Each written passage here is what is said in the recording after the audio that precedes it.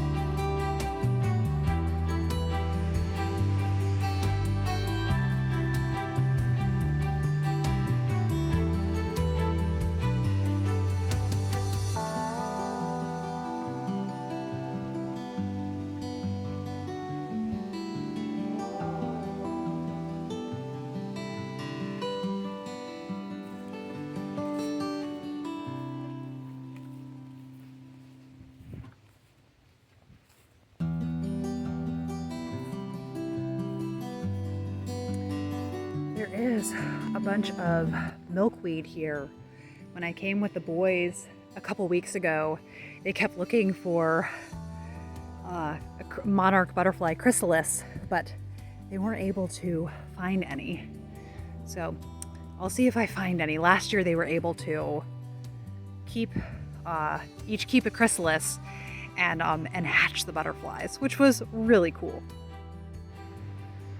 I just love how big the sky looks when you're out in an open field.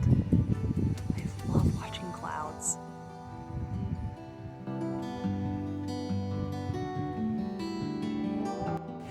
It turns out it is really windy here. So I think what I'll do is just enjoy some time here. But I don't want to have to be yelling over the wind or have it be that no one can actually hear me. So I think I'll just film back in the car. Of course now, as soon as I'm telling you how windy it is, the wind has calmed down, but trust me, it's quite windy, which is really nice for if you're just being here on a walk. Not nice for filming. But hopefully you did enjoy getting to see what you did, and then I can tell you about some great books that I have read this spring.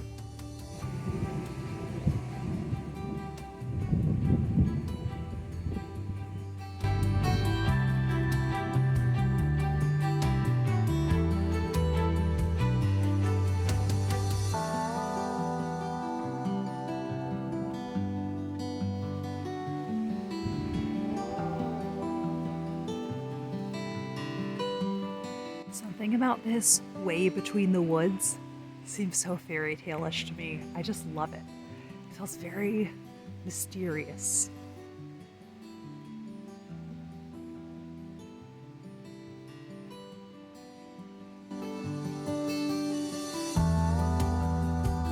Hi everyone. So my just whimsical plan of filming out in a field didn't account for the natural world.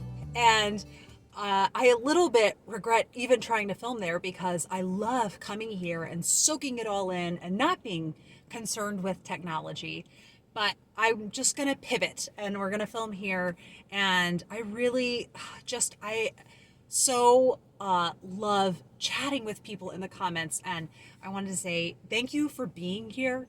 Thank you so much to anyone who has sent prayers or well wishes to our family. It really does mean the world.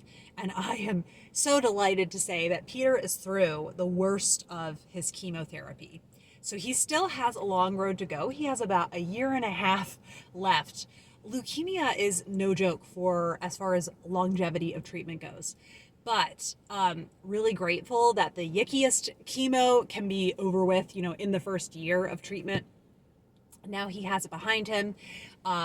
Yesterday we had a very lengthy appointment, and even though he's done with chemotherapy, they wanted to check on all his numbers with his blood work, how he was doing, and they decided it was probably for the best to kind of give him a boost, and they gave him a platelet transfusion and then just a straight up blood transfusion. So hopefully with that, all that goodness pumped inside of him, he will start to regain some energy. And I know that today he was going to, outside and with his mask on, he was going to see some friends. He's outside and with his mask on because his immune system is still very compromised. So he was very excited to get to see friends. He won't have energy to see them for long, but they're going to do some chess, maybe trading Pokemon cards. And it just does my heart so much good to see him very excited about that. And I want to tell you about some beautiful books that I have read this spring. So the first one, and it's one that I was actually reading in March, but I didn't want to talk about it because I couldn't dare to have anyone kind of fortune tell that it would be too sad for me to read. I just wanted to kind of keep it all to myself and then deal with the ending, how I dealt with the ending. And I'm happy to say I have no regrets about reading this book, and that is The Yearling. This, I think, will end up being my favorite book of the year. I just felt speechless after completing it. And it's one of those books that you would think, what a terrible time, to read that book when you're in the midst of your son's cancer treatment and your chronic illness. But there was something about it that felt oddly medicinal, kind of. There are some books that in an effort to not be too oppressive, they almost come across as not authentic. And this, I loved, it showed kind of the violence of mortality, and it tackled it head on. But when I was talking to my husband, I said, compared to some books that I have griped about on this channel that feel the way to tackle the realities of life is to be really brutal in how you tell the story, and readers feel kind of beat up, right? But this, I felt like Marjorie Kinnan's Rawlings, the author, or Marjorie Kinnan Rawlings, the author, like we were looking at life from the same rubric. I don't know really how to explain it. The writing was utterly exquisite. And it's going to be hard to top a better father-son relationship. I really just soaked up this father and son knowing each other and having a kinship as the son is gradually he's growing into a young man. It was just a beautiful thing to behold. If you are all on the fence, I will say it has two very sad events that happen in it. One, I remember actually watching the movie as a child and being completely caught off guard by the intensity of the plot. But for some reason, I find that I can handle often, excuse me, I find I can often handle hard things in books more than in movies. The one exception to that is The Hunger Games. The books, actually, I watched the first movie and I enjoyed it, and then I read the first book and I had nightmares. So that's the only exception I can think of to that. So it was an astoundingly beautiful book. It was unrelenting in its slow pacing, but since I loved her writing so much, I did not mind at all. And I just really took my time with it. I think I took basically the entire month of March, and it was just an amazing reading experience. And the next book that I want to talk about that is such a vibe is Windsor Castle by W.H. Ainsworth. So I don't even know how to talk about this book. So it is, I'll say this, it's historical fiction, but it is campy. It is just, it goes off the rails. Like he's like, I like the notion of, kind of Henry VIII and Anne Boleyn. And then I'd like to also just slap a ghost story in there. And I would also like to throw in some comedy.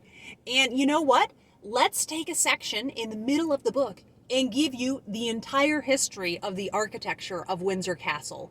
And then we'll dive back into the story. So not much of the story, or the majority of the story, I would say, isn't even focusing on Henry and Anne Boleyn, or maybe it's like maybe a third of the story. So part of me wishes it had focused more heavily on Henry and Anne Boleyn. Not that I want to spend a ton of time with Henry VIII, but just the person of Anne Boleyn, I find myself so, I just want to know more about her.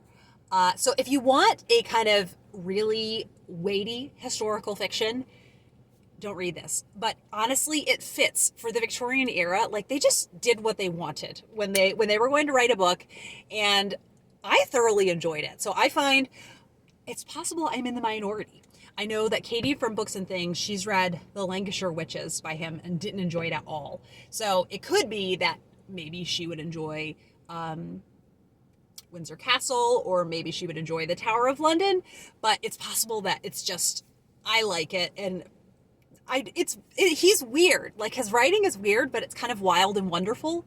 So I enjoyed it, but I have no guarantees for you whether you will enjoy it or not. The next one that I read, another Victorian book. I'm still working on my goal of getting to 200 Victorian books, and I still am unsure whether it will happen. I guess if I had to guess right now, I would say I'll get to it, but I'm not taking anything for granted.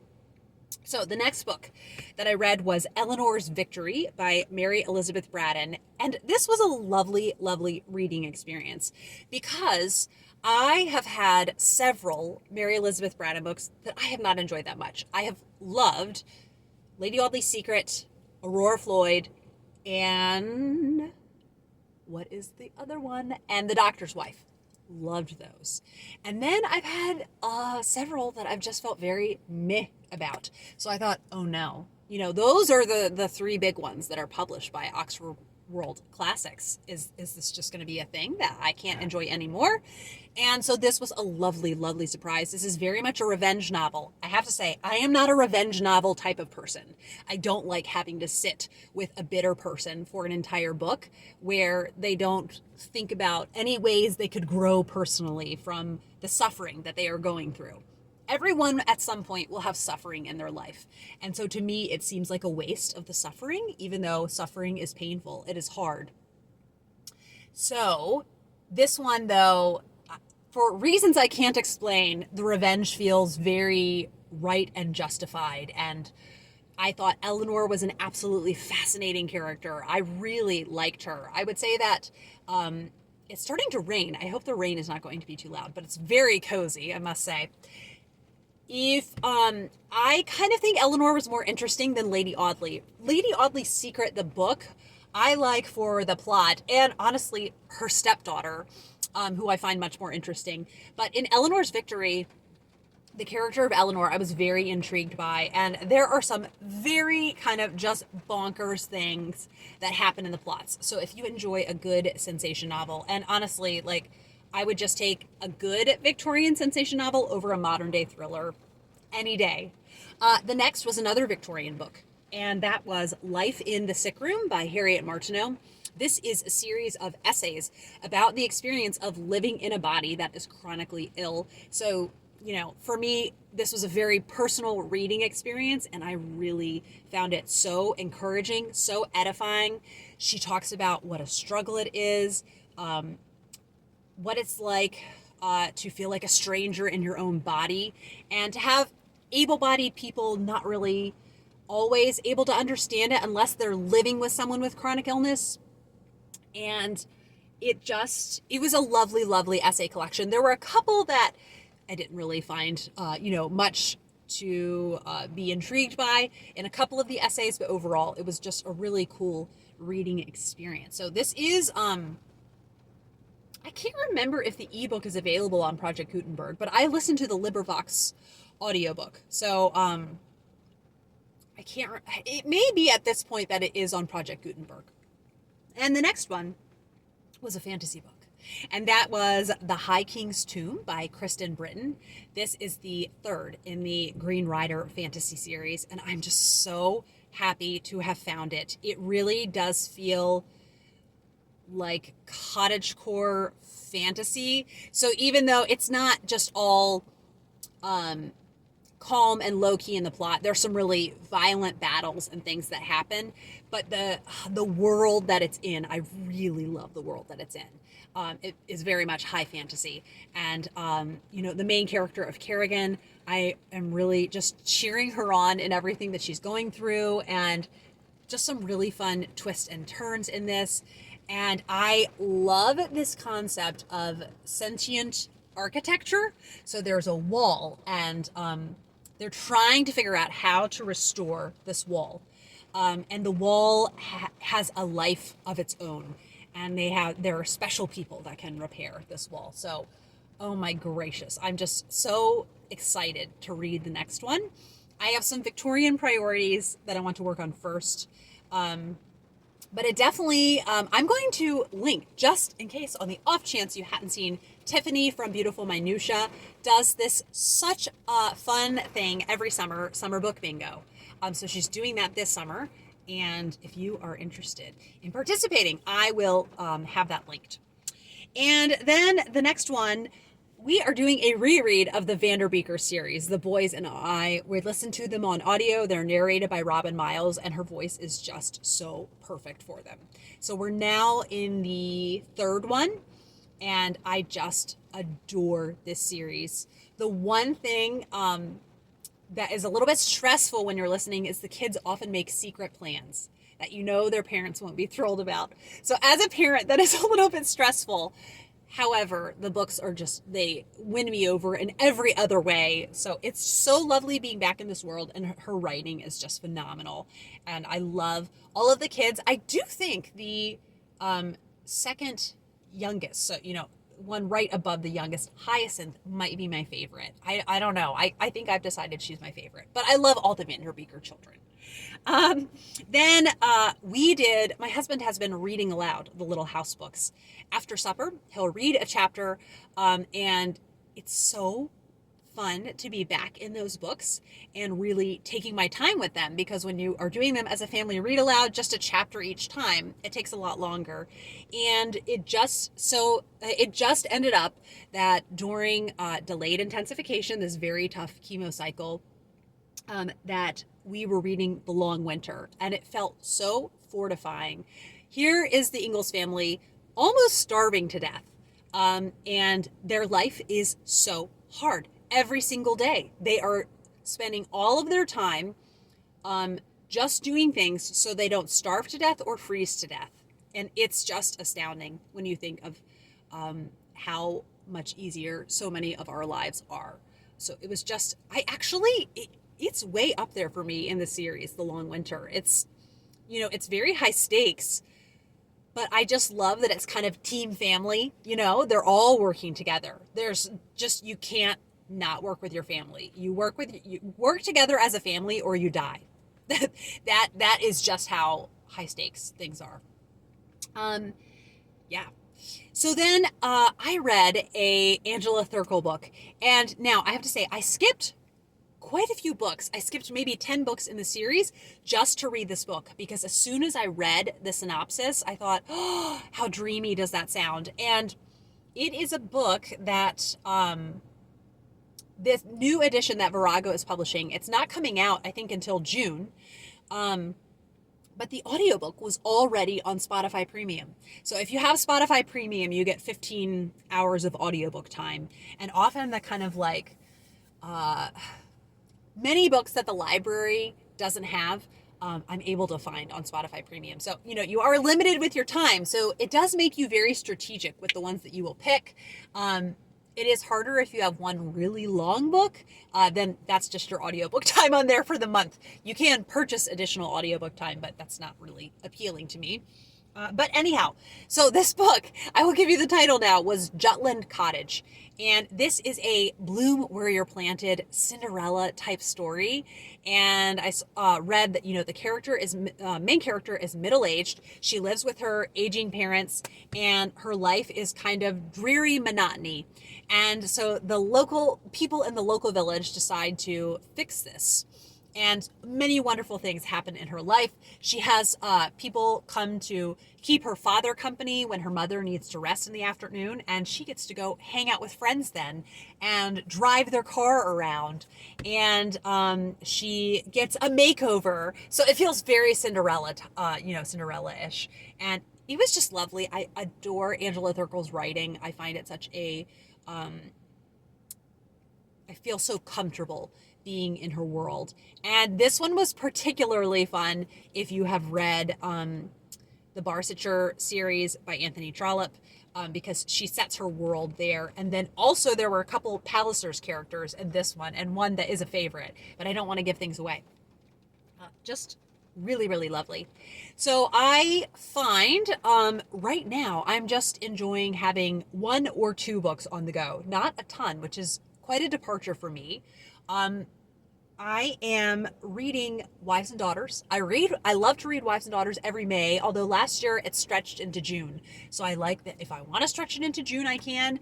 But I also am finding I'm not loving juggling tons of books, and I have other library books that I'd like to get to. So I probably will give a more concentrated effort on Wives and Daughters. I got distracted by Jutland Cottage, and now I can dedicate more time to Wives and Daughters. But I have also started a buddy read with my friend Miriam, and we are reading Sad Cypress. When she put Sad Cypress on her spring and summer TBR, I thought, I would love to reread that Poirot. I just remember really enjoying Sad Cypress, and I have very slowly and lazily been making my way through the Poirot series.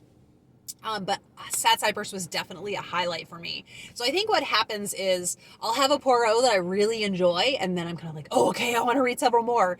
And then I have one that I don't enjoy, and so I'm kind of put off for a while. And it was one I read this spring that I completely loathed. And then I read Mrs. McGinty's Dead. I just read that. And it was fine. There was nothing that I really loved about it, nothing that I hated about it. But it was fun afterwards. I have forgotten how much I enjoy watching Poirot adaptations. And I had the whole series on DVD. So I watched the adaptation of it. And it's really interesting when you see kind of the span of the Poirot adaptations in the beginning. They feel a lot more lighthearted and kind of cheesy in a really charming and endearing way. But these later ones are so dark. But for some reason, I was just kind of like craving that real... I didn't want something kind of vanilla feeling. So I really enjoyed kind of how dark the adaptation was. A lot of times I'm one to complain about that, but I don't know. It worked for me this time around. So I definitely want to be watching more of those kind of in some of my free time. And I'm really excited for some of the upcoming Poirot books, because there's Hickory Dickory Dock, After the Funeral, Cat Among the Pigeons. I am so excited for, because I remember loving the TV adaptation. And then I think it's The Clocks. So I'm really getting close to the end of reading through. And then I probably will just loop back and reread some favorites. So those episodes I will save, to watch after I've read them. But I might just cruise through a bunch of other episodes. And I have to say that now in our house, I have instituted Lark Rise O'Clock. So one of my favorite series of all time, Lark Rise to Candleford. I started a rewatch sometime last year, and then I got sidetracked with other TV, and then I could not remember where in season 1 I was. And so finally I was like, just forget it. I'm just going to start over. And so we just finished season 2, and it's been so fun to watch with the boys. They really enjoy it. And I just love that. After I finished doing school with Arthur and before lunch with the boys, I put on Lark Rise to Candleford.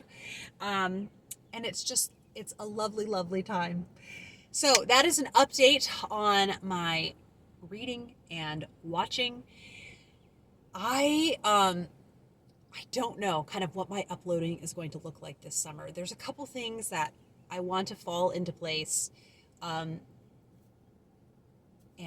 we will just have to wait and see. But thanks for hanging in there, and I will be back. I will be back, hopefully sooner rather than later. I hope you have had a nice spring, and you're looking forward to summer. Summer is my least favorite season. But there are always some things I find I can enjoy. And so hopefully I will be doing that this summer. Yes, so I will be back when I'm back, and I hope you all have a lovely week. Bye.